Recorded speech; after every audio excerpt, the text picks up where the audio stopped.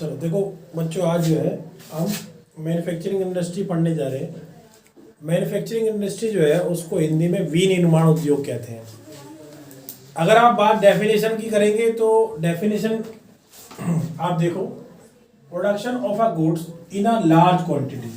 भाई हम किसी भी गुड्स का जब लार्ज क्वांटिटी में प्रोडक्शन करते हैं और वो एक प्रोसेस है जिसमें हम रॉ मटेरियल को आप किसी वैल्यूएबल गुड्स में चेंज करते हैं, तो उसे हम मैन्युफैक्चरिंग कहते हैं। ठीक है, जैसे एग्जांपल के तौर पे आपने लिया कि जो शुगर केन है, ठीक है, शुगर केन को आपने शुगर में कन्वर्ट किया। अब आप देखेंगे कि शुगर केन जो ले जाया जाता है वो एक बहुत बड़ी मिल होती है, उसमें ले जाके वहाँ पर आप देखना कि भाई ज़्यादा से ज़्यादा मतलब जो है बल्क में शुगर केन को लेके एक बड़ी फैक्ट्री में यानी मिल में लेके जाते हैं और फिर उस मिल में क्या होता है, उस शुगर को बनाया जाता है।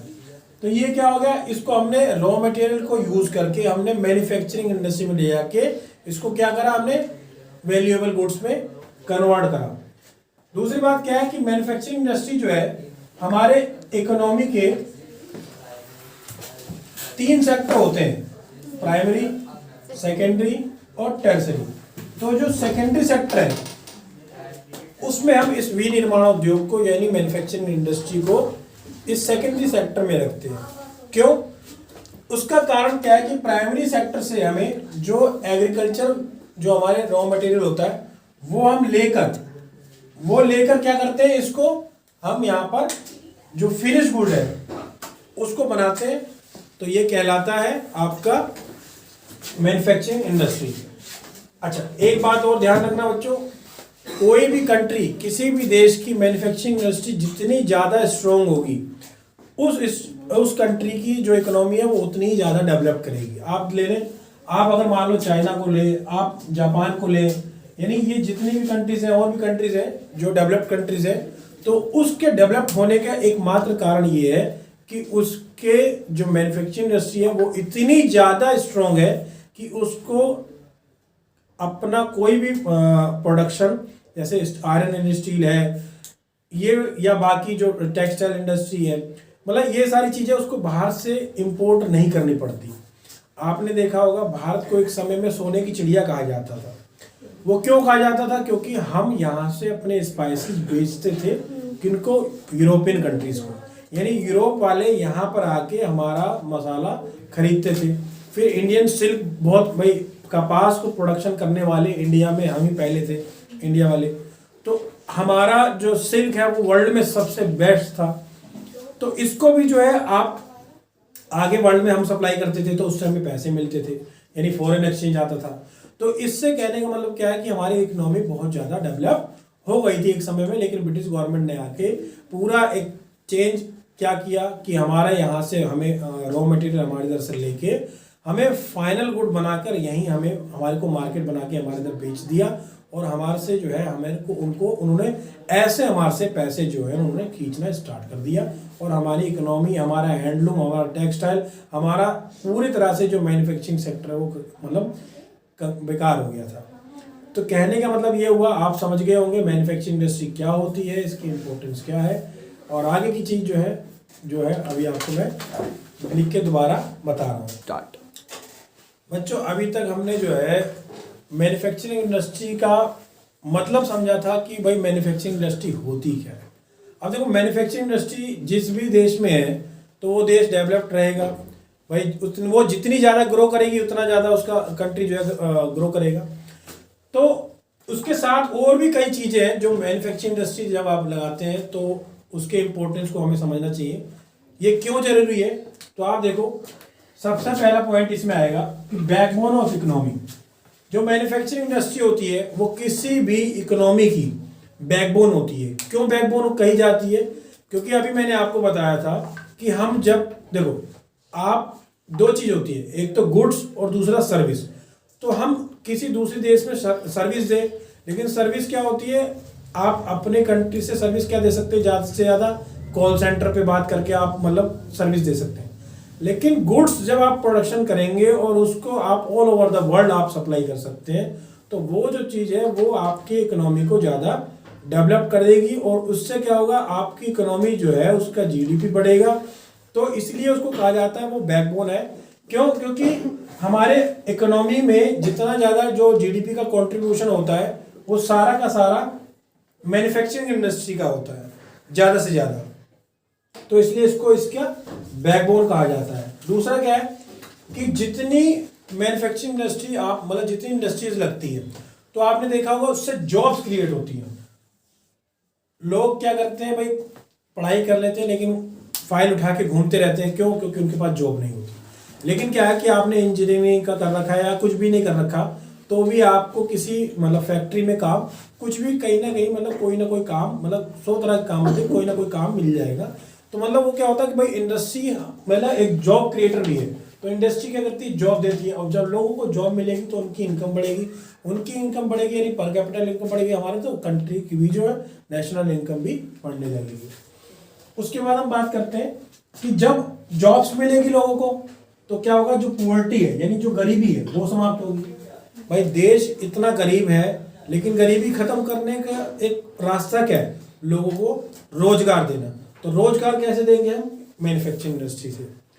मेक इन इंडिया जो कहा गया है, मेक इन इंडिया आपने सुना होगा कि भाई जो गवर्नमेंट है वो मेक इन इंडिया कहती है। तो मेक इन इंडिया कहने का मतलब ये है कि आपको इंडिया में बनाना है, और इंडिया में आप जब बनाएंगे तो देखो क्या होगा कि आप इंडिया रॉ मटेरियल का यूज़ करोगे यहीं के, और दूसरी बात यहीं के लोग जो है आप उनका जो सोर्सेज है उनका यूज़ करोगे। तो उससे क्या होगा, उससे जो भारत की गरीबी है वो खत्म होगी। तो मेन टारगेट क्या है, पॉवर्टी को खत्म करने का। और सबसे बड़ी इंपॉर्टेंट बात बेटा कल मतलब आपको जो बताया गया कि भाई जो लोकेशन होती है, जब अब आपको मैं और बताऊंगा कि जो लोकेशन है वो क्या करेगी, जहां पर आप लोकेट कर रहे हैं कंट्रीज मतलब जिस भी मैन्युफैक्चरिंग इंडस्ट्री को, तो जिस इंडस्ट्री को आप लोकेट करेंगे जहां पर अगर मान लो वो ट्राइबल एरिया है, क्या है वो ट्राइबल एरिया है, तो उससे क्या होगा कि वहां पर रोड आप बनाएंगे, फिर आप वहां पे देखेंगे पावर यानी बिजली आप लाएंगे। तो इन सब चीजों से क्या होगा, वहां पर कम्युनिकेशन अच्छा होगा। तो यानी वहां का उस आदिवासी क्षेत्र का, उस ट्राइबल एरिया का डेवलपमेंट होगा। तो इस तरह का इम्पैक्ट पड़ता है इंडस्ट्रियल जो मैन्युफैक्चरिंग इंडस्ट्री लगाने से। दूसरा क्या है कि जब हम ट्रेड करते हैं, जब हम कोई चीज़ जो है भाई इंपोर्ट करते हैं, एक्सपोर्ट करते हैं, तो उससे क्या होता है, जब हम एक्सपोर्ट करेंगे चीज़ों को तो हमारे पास पैसे आते हैं। तो जो पैसे आएंगे यानी फॉरेन एक्सचेंज आएगा। जब हमारे पास मान लो डॉलर आ रहा है तो भाई 70 रुपये देने पड़ते हैं डॉलर के लिए, और जब मेरे पास डॉलर ऑलरेडी होगा तो मुझे 70 रुपये क्यों देने पड़ेंगे। तो कहने का मतलब भारत का खजाना ऐसे ही बढ़ने लगेगा जब आप ज़्यादा से ज़्यादा मैन्युफैक्चरिंग इंडस्ट्री पर ध्यान देंगे। तो जो है बहुत इंपॉर्टेंट चीज से हम समझेंगे, यानी हमने इंडस्ट्रीज को क्लासिफाइड कर दिया। सबसे हम पहले बात करते हैं agro based industry. Agro based industry वो इंडस्ट्री होती है जिसमें हमें एग्रीकल्चर यानी हमें खेती का जो मुझे भाई हम जो कृषि करते हैं, कृषि का जो रॉ मटेरियल होता है उससे जो हम क्या कहते हैं प्रोडक्ट बनाते हैं उसे एग्रो बेस्ड इंडस्ट्री कहते हैं। जैसे आप देखेंगे भाई हम शुगर केन, जो शुगर केन है, शुगर केन किसके लिए चाहिए, शुगर के लिए चाहिए, ठीक है ना। जूट जो है किसके लिए चाहिए, जो हम जूट की जो इंडस्ट्री लगाते हैं, तो ये सारी की सारी इंडस्ट्री किसमें आएगी, एग्रो बेस्ड इंडस्ट्री में आएगी। तो इस तरह से हमने इसको क्लासिफाई कर दिया, यानी जो भी रॉ मटेरियल हमें अगर खेती से मिलता है तो वो क्या हो जाएगा, हमारा एग्रो बेस्ड इंडस्ट्री, ठीक है। दूसरा क्या है, मिनरल बेस्ड इंडस्ट्री। आपने देखा होगा कि हम आयरन एंड स्टील इंडस्ट्री लगाते हैं, हम मेटल इंडस्ट्री लगाते हैं, हम एल्यूमिनियम इंडस्ट्री लगा रहे हैं। तो ये सब क्या है, ये सब मिनरल्स हैं। तो जब ये मिनरल्स हमें जो मिलते हैं रॉ मटेरियल, तो उसे हमने इसके लिए इसको मिनरल बेस्ड इंडस्ट्री में इसको हमने क्लासिफाइड कर दिया है। फिर आएंगे बेसिक की इंडस्ट्री। जो आयरन एंड स्टील इंडस्ट्री है वो बेसिक की इंडस्ट्री कही जाती है, और इसे इकोनॉमी का बैकबोन भी कहा जाता है। क्यों? क्योंकि इसी इंडस्ट्री के तहत पूरी इकोनॉमी को हम डेवलप कर पाते हैं। और बच्चों ऐसी कोई भी इंडस्ट्री नहीं होती है, ऐसी कोई भी जगह नहीं होती जहां पर आयरन एंड स्टील का यूज ना हो। मोस्ट प्रोबेबली जो भी इंडस्ट्री है, जो भी इकोनॉमिक एस्पेक्ट्स होते हैं वहां पे आयरन एंड स्टील का जो है प्रोडक्शन होता है। और जिस देश में सबसे ज़्यादा आपका देखेंगे प्रोडक्शन हो रहा है, और जो देश सबसे ज़्यादा एक्सपोर्ट कर रहा है आयरन एंड स्टील का, वो उस देश की इकोनॉमी सबसे ज़्यादा डेवलप्ड होती है, ठीक है। फिर आते हैं कंज्यूमर इंडस्ट्री। कंज्यूमर इंडस्ट्री में हम सब क्या है, कंज्यूमर है। हम जिस भी चीज़ को कंज्यूम करेंगे तो वो क्या वो भाई वो आगे कंज्यूमर इंडस्ट्री में जाएगी। जैसे मान लो आप ब्रेड खाते हो तो वो क्या हो गया, कंज्यूमर इंडस्ट्री में आ गया। आप मान लो ये फैन को आप खरीद रहे हैं, आप एसी खरीद रहे हैं, तो क्या है, वो भी कंज्यूमर इंडस्ट्री में, यानी वो कंज्यूमर एक इंडस्ट्री जिसमें कंज्यूमर डायरेक्ट उसको कंज्यूम करने का काम करते हैं। अब आ जाओ, इंडस्ट्री को हमने इन्वेस्टमेंट के ब्याह पे भी, यानी कुछ इंडस्ट्री जो होते हैं कितना पैसा, देखो बिना पैसे के कोई भी इंडस्ट्री नहीं स्टैब्लिश होती, तो जो इन्वेस्टमेंट है उसके ब्याह में हमने उसको कर रखा है आगे डिवाइड। तो इन्वेस्टमेंट एक तो स्मॉल स्केल की इंडस्ट्री होती है, उसके ब्याह पे स्मॉल इन्वेस्टमेंट, और होती है भाई लार्ज इन्वेस्टमेंट। तो आप देखेंगे जैसे अगर हम बात करें स्मॉल स्केल जो इंडस्ट्रीज होती है जिसमें स्मॉल कैपिटल लगती है, जैसे आपने देखा होगा जो आपने खेत में गए या कहीं मतलब फॉरेस्ट में गए, आपने एक बैम्बो लिया है और उस बैम्बो से आपने क्या करा भाई, आपने बास्केट बना दिया या हैट बना दी, तो उसमें आपका कोई पैसा तो ज़्यादा लगा नहीं, आपकी मेहनत लगी, पैसा बहुत कम लगा, तो ये क्या होगी, स्मॉल स्केल इंडस्ट्री। अब एक होती है जो लार्ज स्केल इंडस्ट्री, इसमें पैसा बहुत लगेगा, तो आप देखेंगे कि आपको एक बड़ा एरिया यानी बड़ी लैंड एक्वायर करनी पड़ेगी, उसके बाद उसके लिए आपको पूरा प्लांट लगाना पड़ेगा, सेटअप लगाना पड़ेगा, कई सारी लेबर हायर करनी पड़ेगी, कई इनपुट लगते हैं, लार्ज स्केल रॉ मटेरियल चाहिए आपको, तो ये जो हो गई ये इसमें कैपिटल ज़्यादा लगता है, तो इसलिए इसको आपका भाई लार्ज स्केल इंडस्ट्री कहते हैं। फिर आ जाओ कंज्यूमर इंडस्ट्री जो होती है। कंज्यूमर इंडस्ट्री मैंने अभी आपको थोड़ी देर पहले बताया कि आप जो भी चीज़ कंज्यूम करते हैं, किसी भी गुड्स को, मान लो आप फर्नीचर ले रहे हैं तो वो भी क्या है, कंज्यूमर गुड्स में आ जाता है। उसके बाद हम कहेंगे कि ऑनरशिप, भाई ये इंडस्ट्री किसकी है, तो ये सरकारी है, तो ये क्या हो जाएगा, पब्लिक इंडस्ट्री। फिर क्या है भाई, प्राइवेट सेक्टर की इंडस्ट्री, जो प्राइवेट है भाई, प्राइवेट कोई भी उसको चला रहा है तो प्राइवेट इंडस्ट्री हो जाएगी।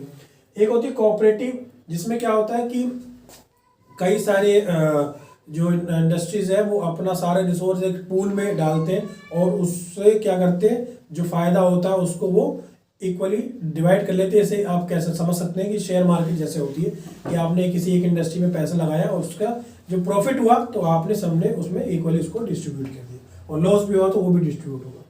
फिर कोऑपरेटिव सेक्टर जो होते हैं उसमें देखेंगे इंडस्ट्री में, जिसमें जो गवर्नमेंट और यानी पब्लिक और प्राइवेट दोनों जैसे मिला के कर रहे हैं, ठीक है ना, वो इंडस्ट्री आती है इसमें। फिर उसके बाद आप देखेंगे जैसे जॉइंट सेक्टर इंडस्ट्री, जैसे भाई जो पब्लिक और प्राइवेट दोनों मिला के कर रहे हैं तो वो जॉइंट सेक्टर इंडस्ट्री होगी। तो ये क्या है, ये हमारी ऑनरशिप के ब्याह पे हमने इसको डिवाइड कर रखा है। फिर आ जाएगा based on bulk weight of raw material, यानी कुछ इंडस्ट्री होती है जिसके लिए हमें हैवी जो रॉ मटेरियल हमारा होता है, जैसे आयरन इंडस्ट्री क्या है, हैवी रॉ मटेरियल है, तो वो क्या है, वो बल्क एरिया में उसका प्रोडक्शन कर रहे हैं, तो वो उसके ब्याह पे उसको हमने डिवाइड कर दिया। कुछ होती है लाइट वेटेड इंडस्ट्री, यानी जिसमें आप बहुत ही भाई लाइट वेटेड चीज़ों को आप क्या कर रहे हैं, इस्टेब्लिश कर रहे हैं, तो ये सारे जो है इनके ब्याह पे हमने इसको एलोकेट कर रखा है, और उसको जो है उसको इसलिए हमने जो अब तीसरा जो टॉपिक है उसी के आगे अब हम पढ़ेंगे कि जो मैन्युफैक्चरिंग इंडस्ट्री है उसका नेशनल इकोनॉमी पे क्या कंट्रीब्यूशन है, यानी हम एक देश की, पूरे नेशन की इकोनॉमी में जो मैन्युफैक्चरिंग इंडस्ट्री है उसका कितना ज़्यादा इंपॉर्टेंस है, कितनी ज़्यादा कंट्रीब्यूशन है, उसके बारे में बात करेंगे। देखो आपने कहा होगा कि भाई ये इतना बड़ा बिजनेसमैन है, ये इतना बड़ा इंडस्ट्रियलिस्ट है, सुना होगा आपने, ये इतना बड़ा भाई क्या कहते हैं, व्यापारी या बिजनेसमैन, तो वो आप क्यों कहते हैं, वो इतने अमीर क्यों होते हैं, क्यों, क्योंकि वो इस बात को जानते हैं कि सबसे ज़्यादा अपने आप को स्ट्रॉन्ग करना है तो आपको मैन्युफैक्चरिंग इंडस्ट्री से जोड़ना पड़ेगा।